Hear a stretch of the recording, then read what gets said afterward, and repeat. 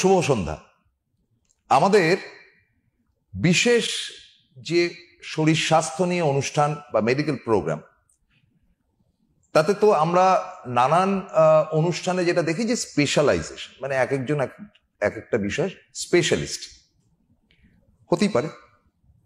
কিন্তু আমাদের এই অনুষ্ঠানটির একটি বৈশিষ্ট্য আছে যে সেটা হচ্ছে যে রোগ নিরূপণ করা। সেটা সরাসরি আলোচনা ডাক্তারবাবুরা অনেক সময় করেন, অনেক সময় করেন না, কারণ আপনি জেনে কি করবেন যে আপনার রোগটা কোথা থেকে সৃষ্টি হয়েছে। কিন্তু দরকার এই কারণে যে আপনার দুটো ব্যাপার, একটা হচ্ছে যে আপনার মাথার ভেতরে চুলকুনি হয়েছে, কথার কথা বলছি, সেটার থেকে খুশকি বেরোচ্ছে বা খুশকি বেরিয়ে আসছে। আপনি কি করলেন, খুব সে তেল মেখে চুলটাকে আছড়ে আপনি কাজ করতে চলে গেলেন, খুশকিটাকে দেখা গেল, কিন্তু রোগটা কিন্তু আপনার খুশকি, চুল নয়। এরকমই বিভিন্ন রোগ রয়েছে যেগুলোর মানে সোর্সটা যদি না জানা যায়, তাহলে দিনের পর দিন আপনাকে ওষুধ খেয়ে থাকতে হবে, ওষুধের দাসত্ব নিতে হবে। আজকের অনুষ্ঠানের বৈশিষ্ট্য যেটা, সেটা হচ্ছে এমন একজন আন্তর্জাতিক মানের চিকিৎসক বা রোগ বিশেষজ্ঞ আমাদের এই অনুষ্ঠানে আসেন। তিনি স্যার, অর্থাৎ নাইটহুড প্রাপ্ত বিলেতের doctor Rajdeep Dutta. Welcome sir. নমস্কার, আপনাদের সবাইকে আমার তরফ থেকে শুভেচ্ছা এবং সুস্বাস্থ্য যেন আপনাদের সবসময় থাকে তারই কামনা করা। কারণ আমরা কখনোই চাই না যে আপনারা বেশি বেশি করে আমাদের কাছে আসুন। হ্যাঁ, কারণ তবু আপনারা তো আছেন। হ্যাঁ, কারণ যে দেশে স্বাস্থ্য ব্যবস্থায় তত ভালো যে দেশে রোগ কম। হ্যাঁ, বুঝতে পেরেছেন? আর আমাদের দেশে ঠিক হয়ে গেছে উল্টো, মানে স্বাস্থ্য ব্যবস্থা মানে সেই লেভেলের নয়, কিন্তু আমাদের রোগটা প্রচন্ড বেশি। হ্যাঁ, তো আমরা সবসময় চাইবো নিরোগ স্বাস্থ্য হোক মানুষের, যেন মানুষ বিপদে না পড়ে, অসুস্থ চট করে না হয়ে যায়। যেমন জাপানে তো লোক অসুস্থই হয় না। হ্যাঁ, সেই, এবং 90 বছরের লোক কাজ করতে বেরোয়। তো সেখান থেকে স্যার দত্ত, কারণ এত বড় একটা উপাধি এবং মাল্টি ন্যাশনাল, বিশ্বের যে কোনো দেশে তিনি তার বিশেষ পাসপোর্ট নিয়ে যেতে পারেন, এতটাই তার জায়গা। এবং এই মানে ক্ষমতাবান বা এই ক্ষমতার অধিকারী ভারতবর্ষে খুব কম লোক আছে। তো এত বড় একজন প্রতিভাবান মানুষকে আপনাদের সামনে নিয়ে এসেছি শুধুমাত্র একটা কারণে, যে দেখুন আমাদের তো অনেক রকম রোগ, তার মধ্যে আমরা বিভিন্ন দিন ডক্টর দত্তের সঙ্গে বা স্যার দত্তের সঙ্গে আমরা ডায়াবেটিস নিয়ে আলোচনা করেছি। এবং ডায়াবেটিস রোগটা এত বাজে রোগ। ধরুন ডায়াবেটিস আপনার হঠাৎ করে ধরা পড়লো 50 বছর বয়সে, কি 40 বছর বয়সে, কি আরো কম। এই যে আপনার ক্ষয়টা শুরু হলো, সেই ক্ষয়টাকে আর মেকআপ করার জায়গা থাকে না, মানে সেই চিকিৎসার জায়গাটা এখনো পর্যন্ত আমরা অন্তত তুলে ধরিনি এর আগে পর্যন্ত। তাহলে সেই মানুষটার কি হবে, ছেলে কিংবা মেয়ে? তিনি প্রতিদিন সময় করে খাবেন, তাকে বলতে হবে সকালবেলা ব্রেকফাস্টে ওই একটি রুটি, এতগুলো সবজি। আর একটা মানুষ তো গরু নয় যে কতগুলো ঘাস পাতা খেয়ে যাবে গজগজ করে। কিংবা সারাদিন প্রচুর পরিমাণে ফল খাও, কিন্তু কখনো শরীরটাকে বেচাল হতে দেবে না। আবার ফলের মধ্যে আম খাওয়া যাবে না, লিচু খাওয়া যাবে না, কাঁঠাল খাওয়া যাবে না, কারণ এগুলোর মধ্যে সুগার কন্টেন্ট রয়েছে। তো এই ব্যাপারগুলো হয়। দুপুরবেলা ডাক্তারবাবু বলেন যে 1 কাপ ভাত, আচ্ছা কাপে করে ভাত মাপা তো মুশকিল, এবং তার সঙ্গে বিস্তর সবজি, মাছ টাছ খেতে পারে। তখন আপনাকে সারাদিন শুধু ভাবতে হবে যে কি খাবো আর না খাবো, সে গুপি গাইন বাঘাইনের মতন। হ্যাঁ, যে মুন্ডু গেলে খাবোটা কি, বাঘা বলেছিল যে মুন্ডু গেলে খাবোটা কি। প্রথম কথাটাই হচ্ছে মুন্ডুটা গেলে যে বাঁচবো না কি, সেটা তো পরের বার বলবো। মুন্ডু গেলে বাঁচবো না কি, তার আগে বলেছে মুন্ডু গেলে খাবোটা কি। মানে খাওয়ার জন্য যে বাঁচা, সেটা মানুষ ছাড়া সমস্ত জন্তু জানোয়ার বেঁচে রয়েছে কিন্তু খাওয়ার জন্য, আর কোনো কারণ নেই, নো রিজন অ্যাট অল। হ্যাঁ, কুকুর টুকুর আমরা বাড়িতে যারা পুষি তাদেরকে কিছু ট্রেন্ড আপ করা যায়, কিন্তু এন্ড অফ দ্য ডে তাকে খাবারটা না দিয়ে দেখবেন সে কোনো কাজ করবে না, ঘেউ ঘেউ করে আপনাকে কামড়ে দেবে। This is natural. কারণ মানুষ ছাড়া, মান এবং হুঁশের লোক ছাড়া বাকি সমস্ত জন্তু জানোয়ার, পোকা মাকড় সবাই কিন্তু বেঁচে থাকে খাওয়ার জন্য, আর কোনো কারণ নেই। সেই খাওয়াটা থেকেই আপনি বঞ্চিত হবে। তো ফলে এই যে রোগ, এই রোগটা থেকে হাজারটা রোগ আপনার কিডনি খারাপ হতে পারে, আপনার লিভার খারাপ হতে পারে, আপনার মাথার যন্ত্রণা হতে পারে, আপনি মেমোরি লস হতে পারে, আপনার সেটার সঙ্গে হঠাৎ করে প্রেশার এসে হাজির হতে পারে, আপনার কোনো কিছু অপারেশন করতে গেলে মানে সে একেবারে ডাক্তারবাবুর মাথার ঘাম পায়ে পড়ে যাবে, যে আগে সুগারটাকে নর্মালাইজ করে মরে যাবে লোকটা। একটা অপারেশন করলে সেটা শুকাতে গেলে হাজার গন্ডা ওষুধ, সারাদিন ওষুধের দাসত্ব। তো এই জায়গাটা থেকে স্যার দত্ত আপনাদেরকে ঘুরিয়ে একটু অন্যদিকে নিয়ে যেতে চাইছে। অর্থাৎ কিনা আপনি স্বাভাবিক জীবনযাত্রা করুন, মানুষের মনটা হচ্ছে আসল, সেটা যদি ঝকঝকে তকতকে থাকে তাহলে আপনি দীর্ঘদিন বাঁচবেন। মরতে তো আমাদের প্রত্যেকেই হবে, বেঁচে থাকতে উনি তো জাপানের উদাহরণ দিলেন, যে জাপানের মানুষরা ফুর্তিতে থাকে, যে আমাদের রোগ ফোক নেই। সেটা ভারতবর্ষে সম্ভব না কেন? সম্ভব না কারণ আমরা ডক্টর দত্তের মতন নিয়মিত ডাক্তার তো পাই না, সেই জন্য সম্ভব না। তাকে নিয়মিতভাবে পেলে আমরা নিশ্চয়ই ইয়ে হতো। স্যার প্রথমে যেটা প্রশ্নটা করবো, ধরুন সুগার ক্রমাগত বেড়ে চলেছে। কোন এক জ্যোতিষী বলেছিলেন 2001-2 ওই টাইমে, যে আজ থেকে 20-25 বছর বাদে আজকে যা সংখ্যার সুগার রয়েছে সেটা কয়েক গুণ বেড়ে যাবে এবং ঘরে ঘরে সুগার থাকবে। প্র্যাকটিক্যালি তাই হয়েছে। তো সেটা হলো কেন? দেখুন, এইখানে এটা জ্যোতিষীর বলার দরকার পড়ে না। জ্যোতিষী না, আমি মানে এটা জ্যোতিষীর ভবিষ্যৎবাণী না হলেও এটাই হতো। তার কারণ জনসংখ্যা যত বৃদ্ধি পাচ্ছে, মানুষের মধ্যে সচেতনতা ততটাই কমে যাচ্ছে। মানুষ যদি ডায়াবেটিক নিয়ে সচেতন হতেন তাহলে কিন্তু এতটা বাড়তো না। তার কারণ আমরা একটা কথা বলি, prevention is better than cure. এই prevention is better than cure, এটার মানেটাই হচ্ছে গিয়ে আপনি যদি সচেতন না হন তাহলে তো আপনার প্রিভেনশনই হলো না, তাহলে তো সেটা কিওরই হবে না। বুঝতে পেরেছেন আমি কথাটা কি বললাম? এবার দ্বিতীয় কথা হচ্ছে গিয়ে, যেহেতু জনসংখ্যা আমাদের প্রায় কম বেশি 130 কোটি ছুঁই বা ক্রস করে যেতে বা ক্রসও করতে পারে, মানে গণনা তো হয়নি সেরকম ভাবে। তো on a basis of that মানুষের ফুড হ্যাবিটটা অ্যাকচুয়ালি খুবই নিম্ন লেভেলে চলে গেছে, এবং এই নিম্ন লেভেলে যাবার পিছনে বেশ কিছু প্রাইভেট কোম্পানি তারা বিভিন্ন ধরনের পসরা সাজিয়েছে, খাবারের পসরা সাজিয়েছে, লোভনীয় পসরা সাজিয়েছেন। আমি কোম্পানিগুলোর নাম এই চ্যানেলে বসে করতে চাই না, তাতে আবার তারা হয়তো অসন্তুষ্ট হতে পারে। কিন্তু আমরা যদি খুব ভালো করে ভাবি, আপনি যে কথাটা এক্ষুনি বলছিলেন, একটা বাঘ কি কোনোদিনও আপনার কাছে বা কোনো মেডিসিন স্পেশালিস্টের কাছে গিয়ে বাঘ কি কখনো বলেছে যে আমার লিভারটা খুব ডিস্টার্ব করছে, এটা কি সিরোসিস অফ লিভার হয়েছে কিনা একটু দেখে দিন তো ডাক্তারবাবু? না কোনোদিন ছাগল গিয়ে বলেছে যে আমি আমার বাচ্চা প্রসব করতে পারছি না, এটাকে একটু সিজার করে দিন তো? ঠিক, কোনোদিন বলেনি। কিন্তু তাহলে তারাও তো জীব, তাদেরও লাংস আছে, হার্ট আছে, লিভার আছে, কিডনি আছে, সবই আছে। তাহলে কথাটা হচ্ছে গিয়ে কোথায় আমরা ল্যাগ করলাম? আমরা ল্যাগ করলাম হচ্ছে গিয়ে প্রকৃতির যে নিয়ম, সেই নিয়মকে কিন্তু আমরা জানি না আর সচেতনও নই, এবং তার ফলেই অগণিত যে ভাইরাস অ্যান্ড ব্যাকটেরিয়া কম বেশি, মানে আমি আমার জায়গা থেকে, আমি আমার ক্ষুদ্র জ্ঞানে যেটুকু আমি বুঝতে পেরেছি, তাতে 12 লক্ষ কোটিরও বেশি ব্যাকটেরিয়া এবং ভাইরাস রয়েছে পৃথিবীতে।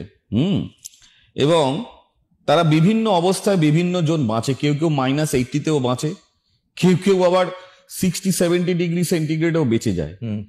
কিন্তু মোরাললেস ব্যাকটেরিয়ার ভাইরাসটা, মানে যদি আপনি ধরেন যে 0 ডিগ্রি টু 50 ডিগ্রির মধ্যে কিন্তু মোরাললেস ব্যাকটেরিয়া ভাইরাস গুলো ঘোরাফেরা করে, যেটা আমরা কোভিডের সময় দেখেওছি।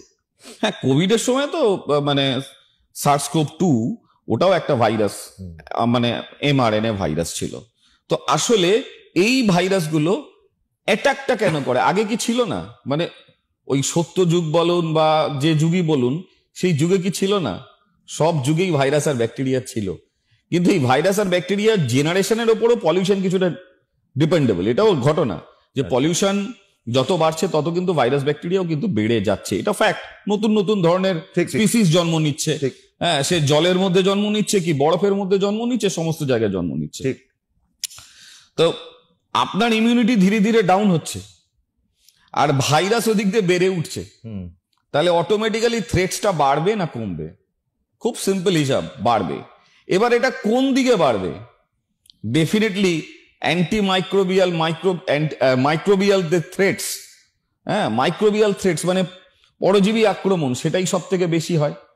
তো ওইখান থেকে যাত্রা শুরু। কখনো এটা পেটে ডিস্টার্ব করে, কখনো বিভিন্ন জায়গায় ডিস্টার্ব করে, এবং বিভিন্ন রোগ কিন্তু এখান থেকেই শুরু হচ্ছে।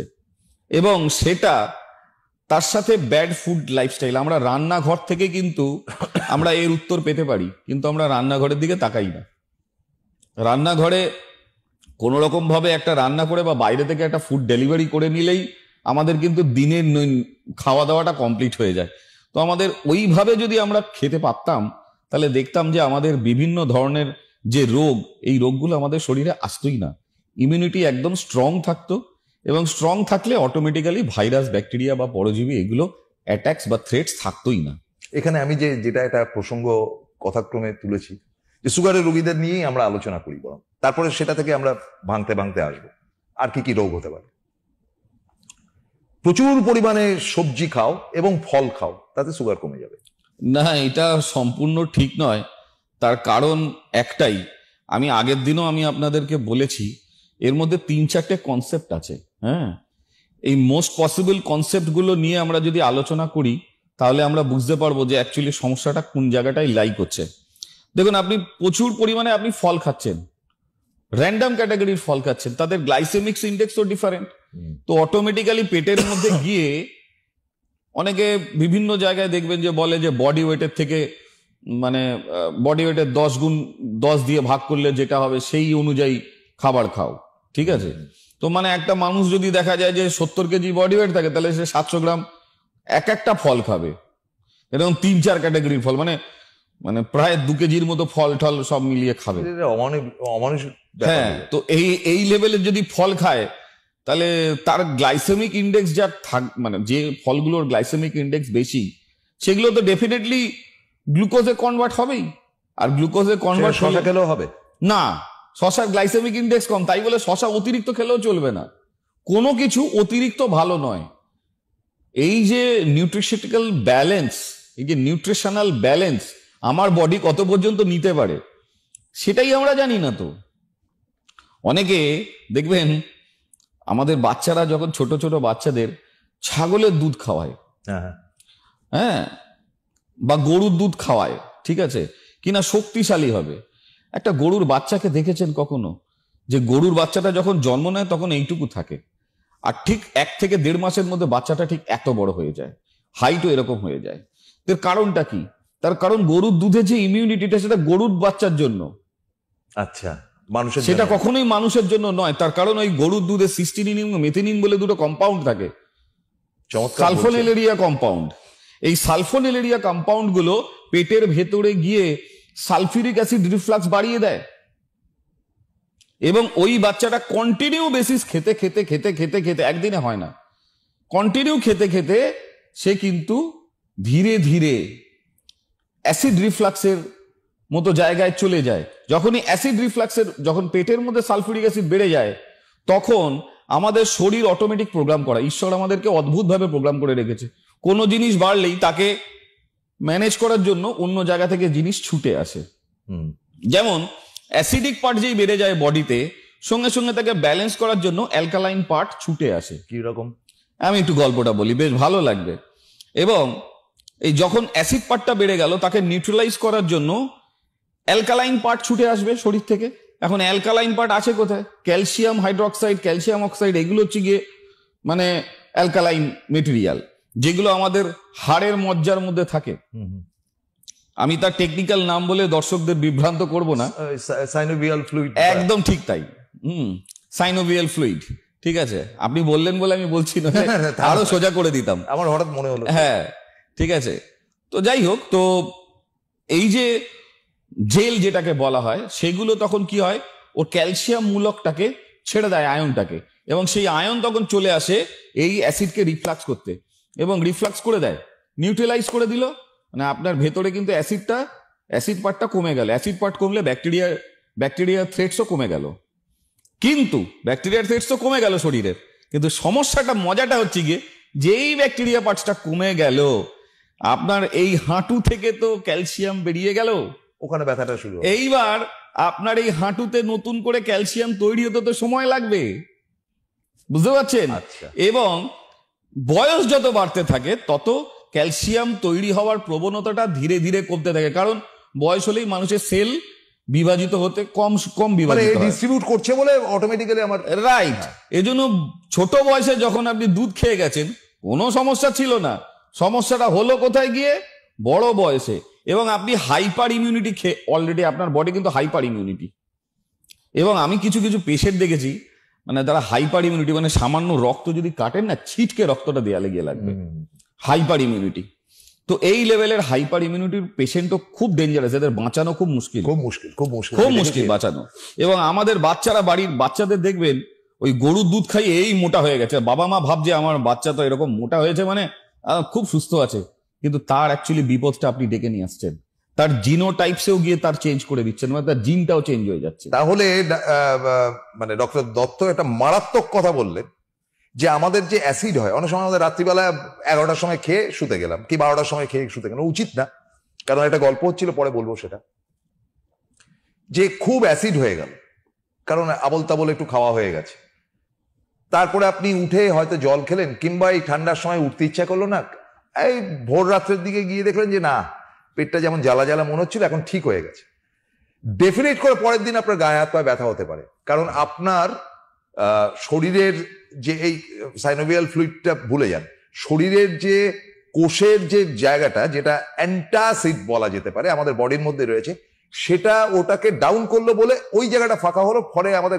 তার মানে গা হাত পা ব্যথার সঙ্গে অ্যাসিডিটির কিরকম রিলেশন আছে যেটা এখানে আপনাদের কাছে পরিষ্কারভাবে তুলে ধরলেন, যেটা আমিও পর্যন্ত কোনোদিন জীবনে শুনিনি। It's unique. এবং আপনাদেরকে বলছি, দেখুন আমরা কিন্তু আপনাদের ফোন নেবো না, তাহলে ডিস্টার্ব হয়ে যাবে প্রোগ্রামটা। আপনারা ডাক্তারবাবু ফোন নাম্বার যাচ্ছে, সেখানে ফোন করুন, একটু ছোট করে ডিস্টার্ব করবো, যে আপনাকে কবে কোথায় পাওয়া যাবে যদি একটুখানি বলেন। আমাকে এখন বর্তমানে আমি এয়ারপোর্টের চেম্বারে বসছি, আর সামনের মাসে আমি দিল্লি যাচ্ছি। আমাকে ওই ফোন যে স্ক্রলিং নাম্বারে যে ফোন যাচ্ছে ওখানে ফোন করলেই আমার অ্যাপয়েন্টমেন্ট। আচ্ছা, আপনাদের যে কোনো রোগ নিয়ে আপনারা আসবেন, যে কোনো রোগ নিয়ে, কারণ উনি এমন রিসার্চের জায়গাটা এমন জায়গায় নিয়ে গেছেন, দেখুন সুগারের নিয়ে আলোচনা হচ্ছে, কোথায় অ্যাসিডিটির একটা ফরমেশন উনি বলে দিলেন। না, আমি তো একজন চিকিৎসা বিজ্ঞানী, তো চিকিৎসা বিজ্ঞান আমার মানে এটা আমার রিসার্চের জায়গা। তো শুধু পার্টিকুলার ডায়াবেটিস নয়, তো সমস্ত কিছুর উপর, অস্টিও আর্থারাইসিস বলুন, স্পন্ডালাইসিস বলুন, হ্যাঁ, সমস্ত জায়গার উপরই আমাদের চিন্তা ভাবনা করতে হয়। আচ্ছা, এবারে আপনি যে একটা উদাহরণ দিলেন, অপূর্ব উদাহরণটা, সেটা যে প্রচুর পরিমাণে দুধ খাওয়ার মানে বদভ্যাস। একদম। আমরা জানতাম যে কপিল দেব প্রচুর দুধ খেয়ে থাকে। আপনি দেখুন না, মিলখা সিং এর কথা ভাবুন না। হ্যাঁ, মিলখা সিং খুব দৌড়বাজ, প্রচন্ড জোরে দৌড়াতেন, যাকে বলা হতো উড়তা পাঞ্জাব। তো প্রচন্ড দুধ খেতেন। মিলখা সিং শেষ বয়সে কি রোগে ভুগেছেন?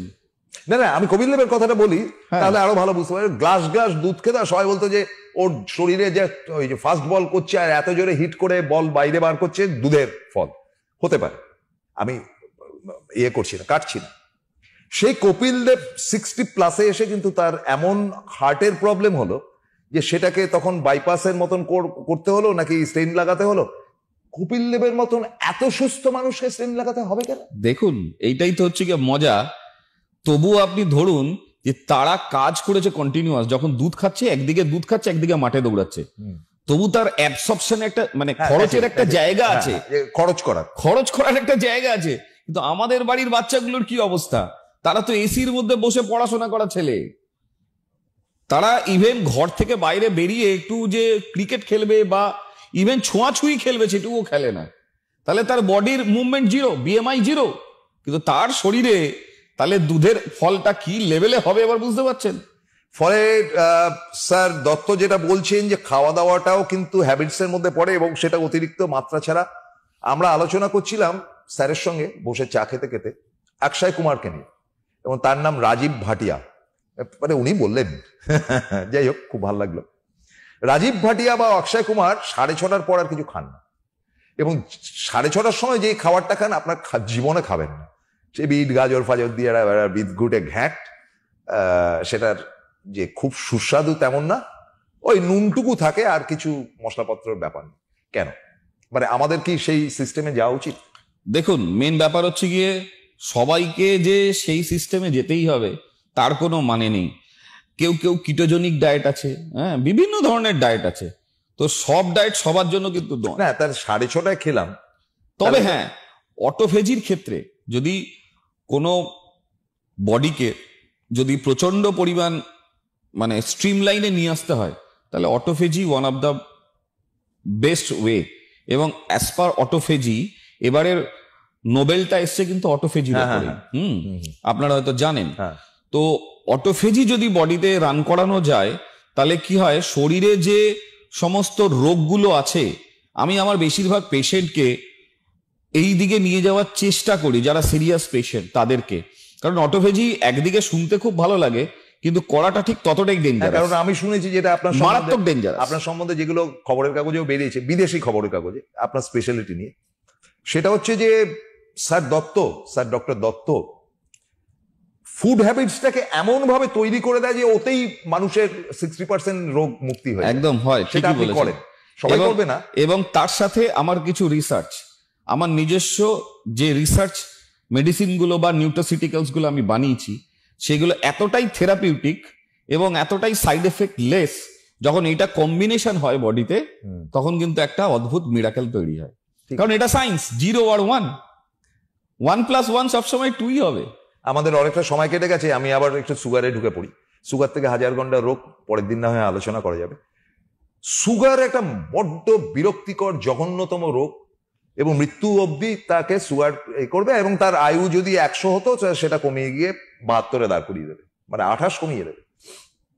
তো এটা কেন, কি বৃত্তান্ত যদি একটু শর্টে বলে। দেখুন, আমি তো আপনাকে প্রথমেই বলেছি, সুগার একটা হরমোনের দ্বারা তৈরি একটা ডিসঅর্ডার, যেটা ইনসুলিন হরমোন। হ্যাঁ, ইনসুলিন তো একটা হরমোন। তো এই ইনসুলিন হরমোনটার জন্যই এর অনিয়মিততা বা এটার দ্বারা যে লক্ষণগুলো তৈরি হয়, সেই লক্ষণগুলোকেই আমরা কিন্তু একসাথে অ্যাকুমুলেটেডলি ডায়াবেটিস বলছি। রক্তে সুগার বেড়ে যাওয়াটা কিন্তু ডায়াবেটিস নয়, এটা জেনে রাখুন।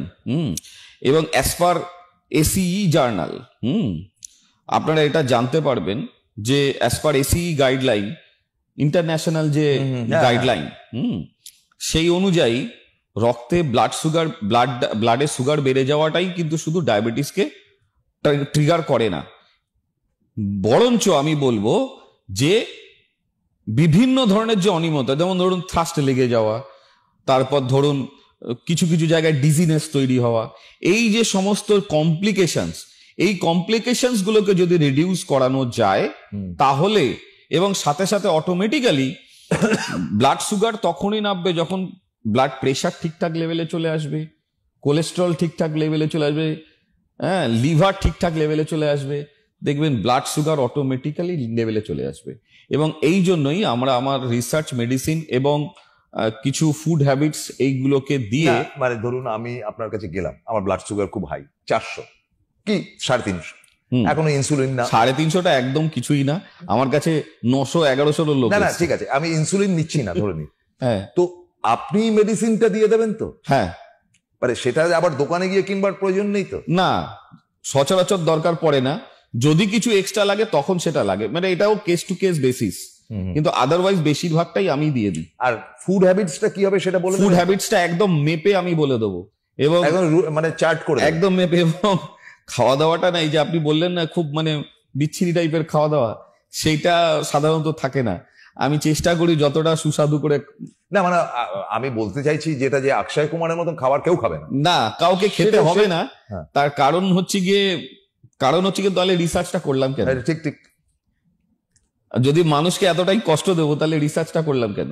হ্যাঁ, ডায়াবেটিসকে নিয়ে ঘাবড়াবার কোনো কারণ নেই। তবে হ্যাঁ, আপনি যেটা বললেন যে খুব তাড়াতাড়ি মারা যাচ্ছে, আমি এইটুকু বলতে পারি যে আমি যে প্রসেসে বলছি, সেই প্রসেসে যদি চলা যায়, মানুষ খুব তাড়াতাড়ি বুঝতে পারবে যে সে কতটা দিন বেশি বাঁচতে পারে। এবং অটোফেজি, তার সাথে আমি যখন অটোফেজি রান করিয়ে দিই আমার ট্রিগারে, আমার মানে কন্ট্রোলে যখন অটোফেজি রান করে, তখন বডিতে অন্যান্য যে রোগ আছে সেই রোগগুলো কমতে থাকে। এবার ছোট্ট করে, সময় কম, আগের দিন আমি যেমন লিভারে ঢুকেছিলাম, আজকে ইউরিনালে ঢুকছি। যে অনেকের মানে ইউরিন করার সময় তার যে আগে যে ফোর্সটা ছিল অনেকটা সরু হয়ে গেছে। অনেকে আবার ইউরিন ধরে রাখতে পারে না, মানে পেচ্ছাপ ধরে রাখতে পারে না। অনেকের আবার জ্বালা জ্বালা করে পেনিসের মুখটা। ওইটা হচ্ছে কি ডায়াবেটিক নেফ্রোপ্যাথি। না ধরুন ডায়াবেটিস নেই, একেবারে ডায়াবেটিস নেই, তার মানে তো পিএসএ তে কিছু না কিছু গন্ডগোল হয়েছে, হতে পারে পোস্টেট গ্ল্যান্ডে কিছু গন্ডগোল হয়েছে। যদি গন্ডগোল থাকে, পোস্টেট গ্ল্যান্ডকে ঠিক করার জন্য তখন যেটা করার দরকার সেটা আমি দিই, মানে পোস্টেটেড গ্ল্যান্ডের যে ইনফ্ল্যামেশন, মানে ইনফ্ল্যামেশন থেকে তো এটা হচ্ছে, তো ইনফ্ল্যামেশনকে রিডিউস করার জন্য আমার যে থেরাপিউটিক রিসার্চ আছে সেগুলো আমরা তখন লাগাই। এবং যদি দিয়ে দেন, হ্যাঁ একটা টিপস যদি দিয়ে দেন, আগের দিন যেরকম দিয়েছিলেন লিভারের ক্ষেত্রে। দেখুন আমি তো আগের দিনও বলেছিলাম, আজকের ক্ষেত্রে পোস্টেটের ক্ষেত্রে দেখুন আমি একটাই কথা বলবো যে জল কম করে খেতে হবে। জল যে বেশি খেলে আবার সমস্যা, যদি এখন পোস্টেটের সাথে কিডনি যদি যুক্ত, ঠিক আছে, যদি কিডনিও খারাপ হয়ে থাকে তাহলে জল কম খেতে হবে, ঠিক আছে। আর সেই জল আমি আগের দিন যে জল বলেছিলাম সেই জলই খেতে হবে, আগের দিন যে জল বলেছিলাম সেই জলই খেতে হবে। এবং যদি দেখা যায় যে কিডনি খারাপ হয়নি, শুধু প্রোস্টেটটা ঠিক আছে, মানে প্রোস্টেটটা একটু সমস্যা হচ্ছে, তাহলে ওই জলের পরিমাণটা বেড়ে যাবে, একটু বেশি জল। হ্যাঁ, তার কারণ হচ্ছে কি ইনফ্ল্যামেশন মানে ওখানে অ্যাসিডিক পার্ট বাড়ছে, অ্যাসিডিক পার্ট বাড়ে, ওকে নিউট্রালাইজ করতে হবে, অ্যাসিডিকটাকে নিউট্রালাইজ করতে হবে। এবং আমাদের শরীরে 4.5 লিটার ব্লাড। অনেকে অতিরিক্ত চা খান, অনেকে ড্রিঙ্ক করেন, সেক্ষেত্রে দেখুন ড্রিঙ্কটা যদি অতিরিক্ত হয় তখনই সেটা গিয়ে গন্ডগোলের। ড্রিঙ্কটা খেয়ে আমি ওষুধ খাবো এই চিন্তা ভাবনাটা না করাই ভালো। ড্রিঙ্কটা তখনই করা ভালো যখন আমার বডি কন্ডিশনে চলে আসবে। আমার কাছে অনেক পেশেন্ট এসেছিলেন এরকম, যারা প্রচন্ড ড্রিঙ্কিং করতেন। কিছুদিন আগেও একজন এসেছিলেন না, উনি অ্যাকিউট প্যানক্রিয়াটাইটিস, তো অনেকের এই সমস্যাটা থাকে। কিন্তু আমি ওনাকে বলেছিলাম আপনি কিছুদিনের জন্য আপনাকে আমি রিলিজ করে দিলাম। তো তখন উনি আমাকে বললেন, স্যার আমার যদি ড্রিঙ্ক করে যদি আমার এরকম ব্যথা হয় আমি তো সহ্য করতে পারছি না, তো আমি এখান থেকে মুক্তি চাই। তো তারপরে আমি ওনাকে যখন কমিয়ে দিলাম, মোস্ট প্রবাবলি 3-3.5 মাস বা 4 মাসের মাথায় যখন ওনার সমস্ত কিছু নর্মালে চলে এসছেন, তখন উনি নিজে টেস্ট করে দেখার জন্য, কি মজার কথা দেখুন, অনেক পেশেন্ট কিরকম ভাবেন যে আমার সত্যি কি ঠিক হয়েছে। যদিও ওনাকে এর আগেও আরো 2-3 জন ডাক্তার দেখে বলে দিয়েছে যে না নেই, তবু মানুষের মন তো, উনি নিজে একটু ড্রিঙ্ক করলেন এবং ড্রিঙ্ক করে দেখছেন যে আগে তো 1 ফোঁটা গেলেই ব্যথা শুরু হয়ে যেত, এখন উনি দেখছেন যে আমি তো বেশ কয়েক গ্লাস খেয়ে নিয়েছি কিন্তু তারপরেও কোনো অসুবিধা হয়নি। তা আমাকে তারপরে পরে এসে বলছেন যে স্যার আমি ক্ষমা চেয়ে নিচ্ছি। আমি করেছেন কি, বলছে স্যার আমি ক্ষমা চেয়ে নিচ্ছি, আমি জানতে চাইছিলাম আমার প্যানক্রিয়াটাইটিস কতটা ঠিক হয়েছে, সেটা টেস্ট করবো কি করে, সেটা এইভাবে টেস্ট করলাম।